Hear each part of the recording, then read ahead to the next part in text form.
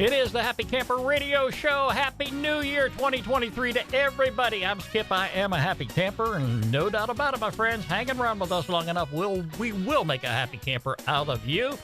Happy New Year, Daniel. Hey, glad to have you back. Yes, sir. Oh, and I'll tell you, we've got a great camping year coming up, I think, for all of us. Yes. Definitely. Got a lot of plans in store. Today on the show, Daniel, we're going to be talking about water. Aha. H2O. Right? H2O. For showering, for doing whatever. Your business. But, you know, when you're bringing water to the campground, do you bring bottled water or do you drink water from the spigot at the campground?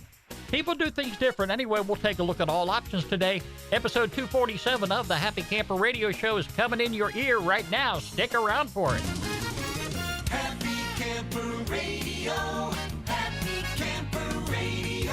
And the Happy Camper Radio Show can be heard all around the world by great listeners just like yourself. You know where you can find us. Many of the podcast tunes out there. What am I trying to say, Daniel? The podcast iTunes, directories. Spotify. Yeah. You see how pumped up I am? You are. I really am. Today's show. We have a lot to talk about. You just want to get right into it. I get it. Oh, yeah. Start the show off just right. Yeah. But anyway, hey, you can find us in the iTunes Store, Podbean, Stitcher, iHeartRadio, YouTube Music, Spotify, Amazon Music, Audible, and now on Odyssey, Samsung, and Player FM. Okay, but if you want to see us do our show in the studio, all you got to do is subscribe to our YouTube channel. That's very simple to do. Find us on YouTube.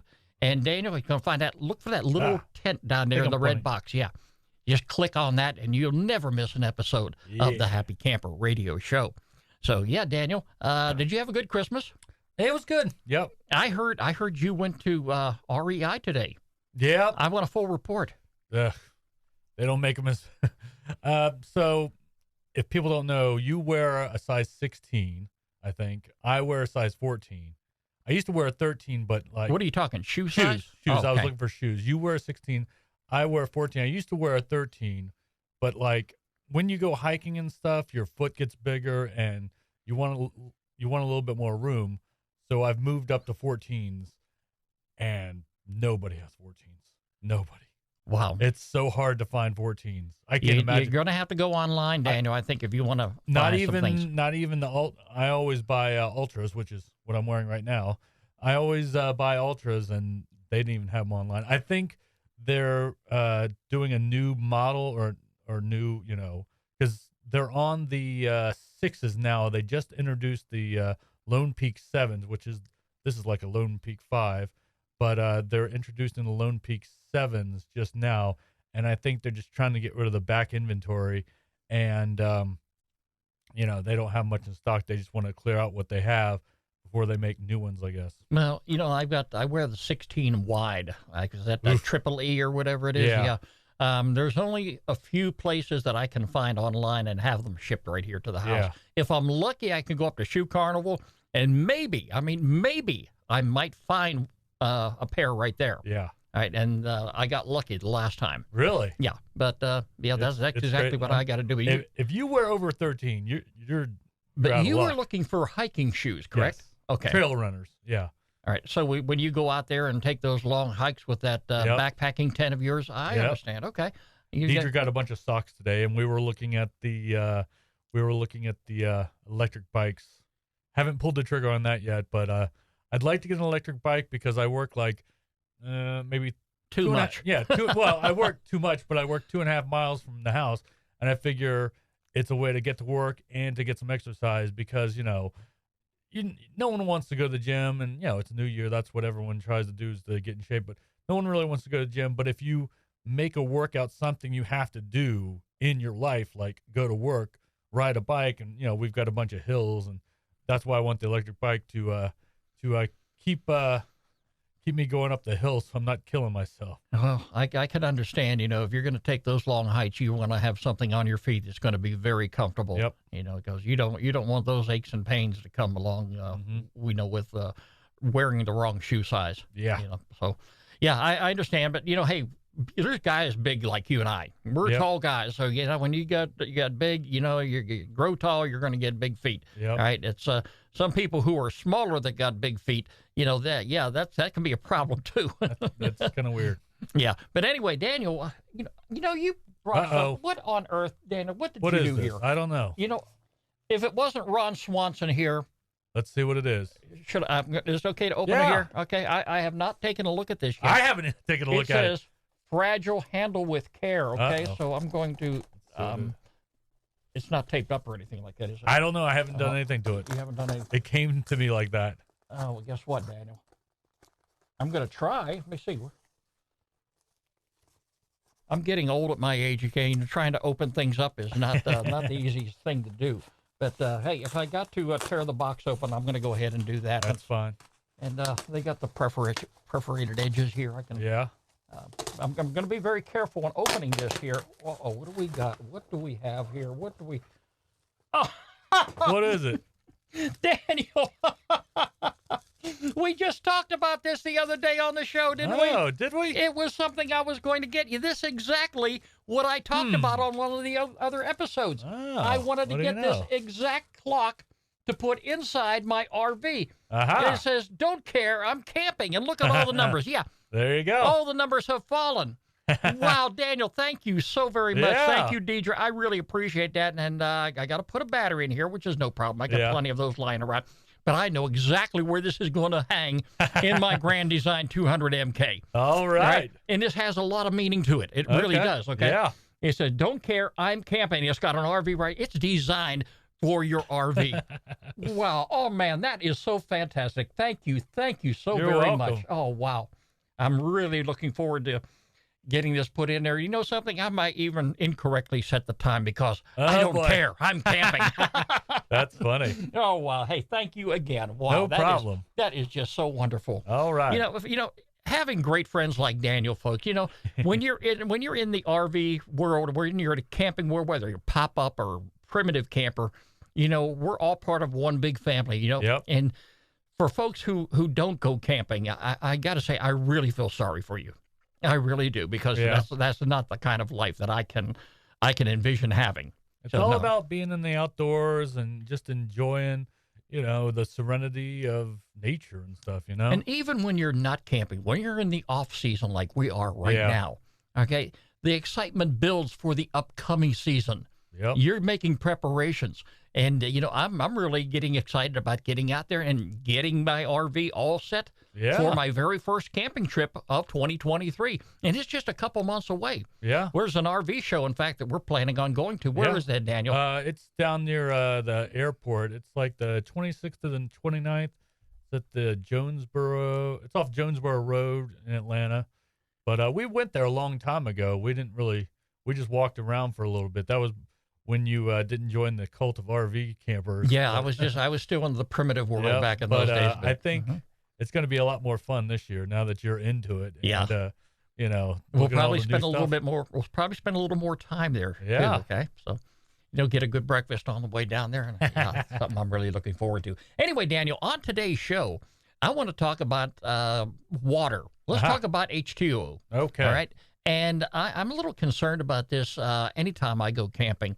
I'm really particular about bringing my own water to the campground for specific purposes. And those specific purposes are for cooking and for consuming. Now, take my girl Sadie here, all right? She comes with me every time we go camping. And I always make sure that I bring along water specifically for her water dishes, both inside the RV as well as outside, because we do spend a lot of time out there underneath the canopy, especially when it's hot. And I always have ice water there. So I really am focused more on the consumption and the cooking aspect of the bringing water to the campground. Now, as far as, washing dishes and showering and everything, yes, I'm already hooked up to the campsite for that. Now, one of the things I want to point out here to you folks, I'm not saying that hooking up to your water spigot at the campsite is bad and you should not consume that water. I'm not saying that. I'm not saying that the water is no good. All right. If the water wasn't any good, the campground would be condemned. Yeah. They would not allow you to camp there with contaminated water. But, you really need to take all the necessary precautions that you do whenever you hook up. Myself personally, yes, I've got my my Camco RV Marine water filter for this year. It's still brand new in the box. I haven't opened it up yet. All right. But when I bought my RV back in July of last year, I bought one of these online, and it lasted me the entire year. That's good. Now, depending upon how much camping I plan on doing in 2023, I may go ahead and replace this halfway through the season. Okay. Or maybe this will work for the entire season. It says it will. But here on the back, it lists a number of different protections. See, it protects against aluminum, bacteria, chlorine, fungus, iron, lead, mercury, just to name a few. Okay, so, this may work out just fine.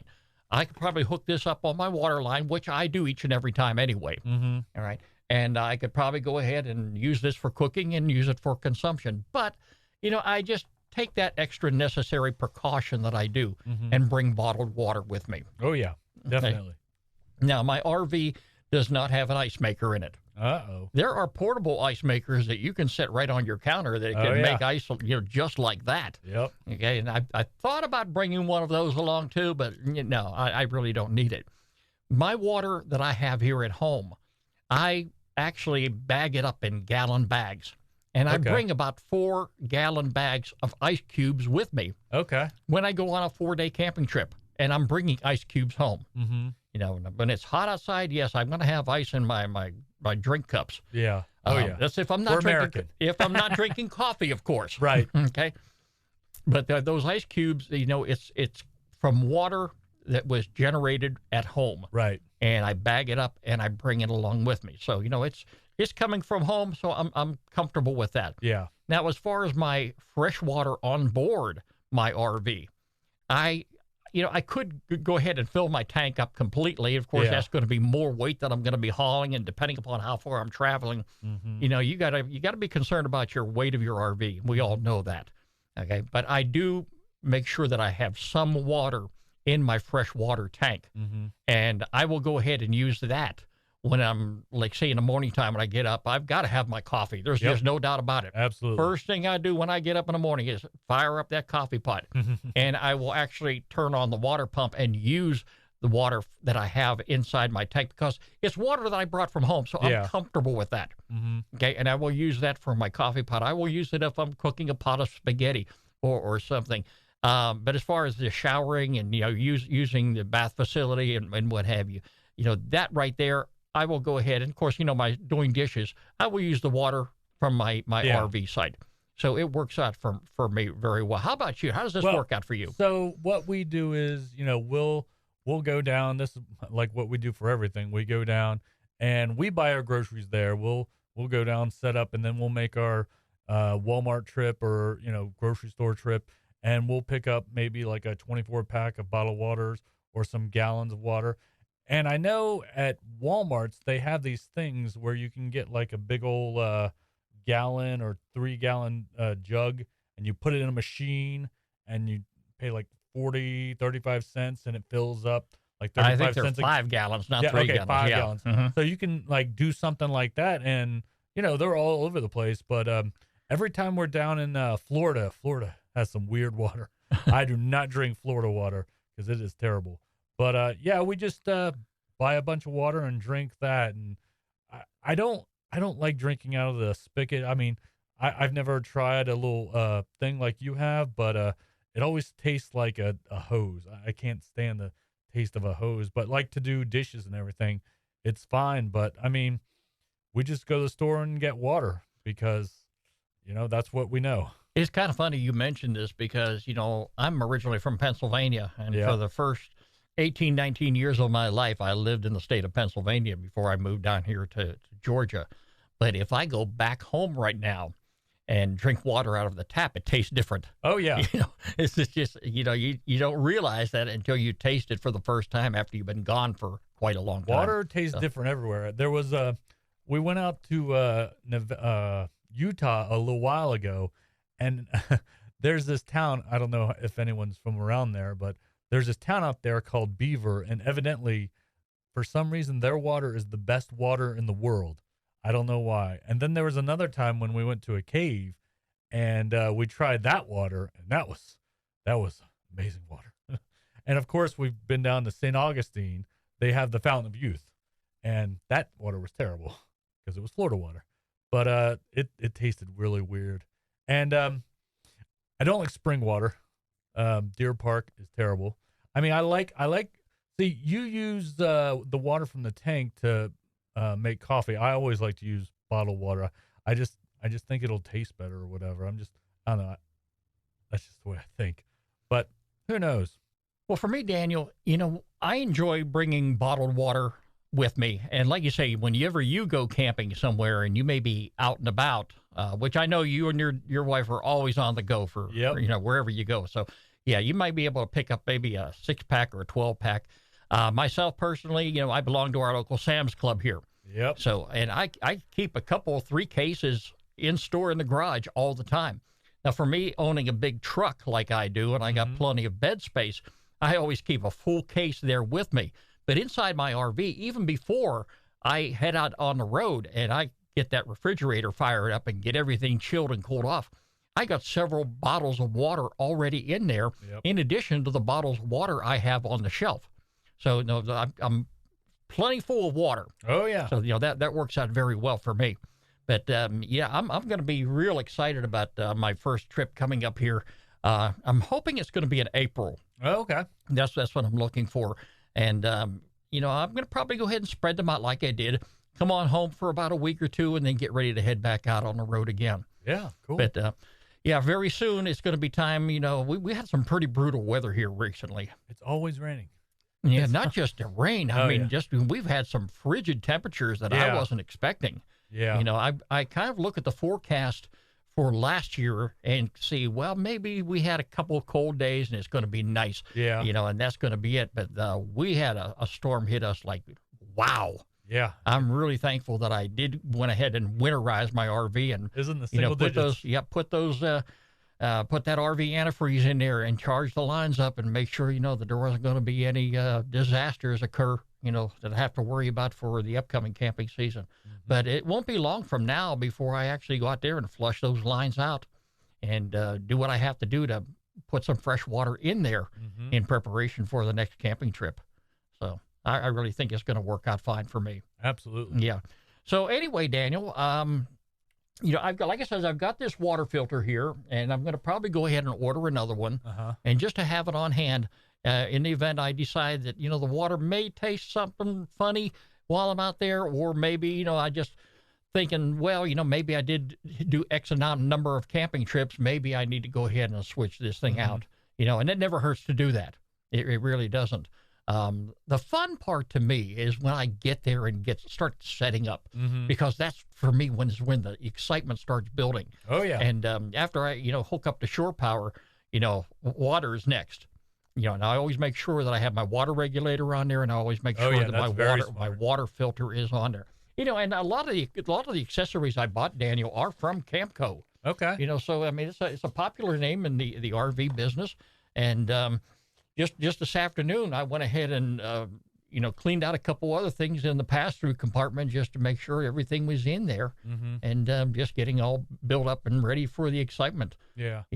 Well, speaking of the water regulators, that's a good thing that we haven't really touched on, because a lot of these sites, I mean, in my years of camping, some of these sites, that water's like a lot of pressure. I mean, that thing is like a freaking fire hose, so you want to have a water regulator, because that could like blow your pipes up or, expand your hose. It could do a lot of damage. So a water regulator is a very smart thing to say, because like we would turn the little thing up a certain way, but like if you've got a water regulator, you can just turn it all the way up and it'll regulate it so it's not crazy. So that's a really important thing to do, because I think we had a problem with that when I was a kid, and we didn't have a water regulator. And again, Daniel, this is why I say whether you buy a used RV or whether you buy one new right off the lot, it's going to come with a manual. If it doesn't have a manual, you find one, and you make sure you know everything about that RV before you go out. All right. I mean, I was new to RV, and I mean, I've been sitting here doing Happy Camper Radio for a number of years, coming from a primitive perspective, and really knew nothing about the RV life until I went out and bought a new RV. Yeah. But I knew right away before I actually went out and started camping, hey, I better read this manual to make sure I'm not doing something wrong that going to end up with the RV back in the shop and repairs that are not covered by warranty. Yeah. So, yeah, that's why I went ahead and took the time to actually go ahead and read that manual. And you're right about that. You do need to have a water regulator on that line because, just about all these campgrounds that I have been to so far, and most of them been the Army Corps sites, yeah, they have some pretty heavy water pressure coming out of them lines. And the water regulator doesn't cost you much. You can get them on Amazon or you can buy them on eBay brand new. Yep. And you make sure you hook that up. And your manual should tell you exactly, what comfortable water pressure you would use. Now, mine ranges in the area between 50 and 60 psi, and I'm comfortable with that. And I still go out and check it every now and then. Yep. You got to make sure you carry your screwdriver with you so you can go ahead and adjust that water regulator as you need to. But this is all about preparation, Daniel, and it's just like your water preparation. Are you going to go ahead and bring a lot of water with you? For me, it doesn't really take a whole lot for me and Sadie both. Yeah. But if you're a family of four, you're going to have to do the math and figure out for yourself. Do I want to bring a lot of water with me, or maybe you're comfortable drinking the water right there at the campground? That's to each his own. Whatever works out fine for you. Yep. Again, I want to point out that even though that I may not drink the tap water at the campsite, okay, doesn't necessarily mean that water is bad. It's just something I prefer. I feel a lot comfortable, and especially with Sadie being up there in her ages, she's eating the best canned dog food right now there is. Yeah. Okay? But yeah, I want to treat her right, and I want to make sure that she's well taken care of. So, both the water inside and outside of the RV, it's going to be bottled water for her as well. The ice comes from home. So, I've got that comfort level there that I'm very satisfied with. Absolutely. So, like I said, we're going to go ahead and make our plans for 2023, and I really hope that I get to see you and Deidre out there a lot more this year. Yeah.